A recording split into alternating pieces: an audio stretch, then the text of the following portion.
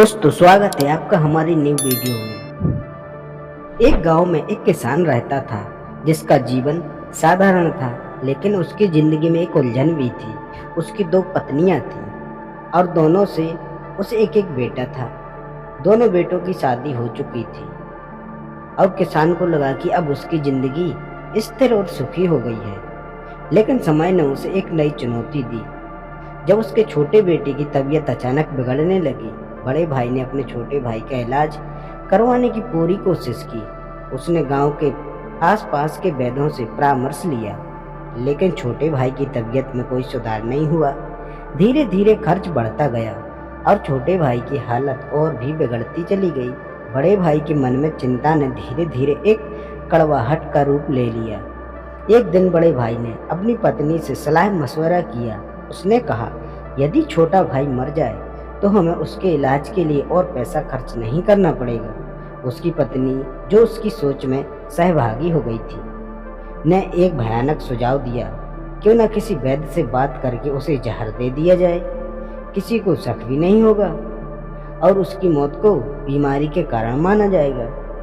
बड़े भाई ने अपनी पत्नी की बात मान ली और एक वैद्य से संपर्क किया। उसने वैद्य से कहा, जो भी तुम्हारी फीस होगी मैं देने को तैयार हूँ, बस मेरे छोटे भाई को ऐसा जहर दे दो जिससे उसकी मृत्यु हो जाए। लालच और निर्दयता से भरे वैद्य ने इस नृशंस प्रस्ताव को स्वीकार कर लिया और छोटे भाई को जहर दे दिया।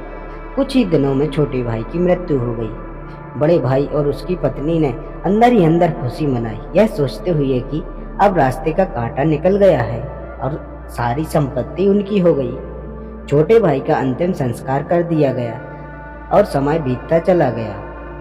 कुछ महीनों के बाद किसान के बड़े बेटे की पत्नी ने एक बेटे को जन्म दिया। परिवार में खुशी की लहर दौड़ गई और उन्होंने बड़े लाड़ प्यार से बच्चे की परवरिश की। समय के साथ वह लड़का जवान हो गया और उसकी शादी भी धूमधाम से कर दी गई। लेकिन खुशी के दिन अधिक समय तक नहीं टिक सके। शादी के कुछ समय बाद बड़े बेटे की तबीयत अचानक बिगड़ने लगी। उसके माता पिता ने उसके इलाज के लिए हर संभव कोशिश की। कई वैद्यों से परामर्श लिया गया और जो भी पैसा मांगा गया वे देने को तैयार थे। अपने बेटे की जान बचाने के लिए उन्होंने अपनी आधी संपत्ति तक बेच दी, लेकिन उसका स्वास्थ्य लगातार बिगड़ता गया। अब वह मौत के दरवाजे पर खड़ा था। शरीर इतना कमजोर हो चुका था कि उसकी हालत देखकर दिल दहल उठता था। एक दिन वह लड़का अपने चारपाई पर लेटा हुआ था और उसका पिता उसे दुख भरी नजरों से देख रहा था।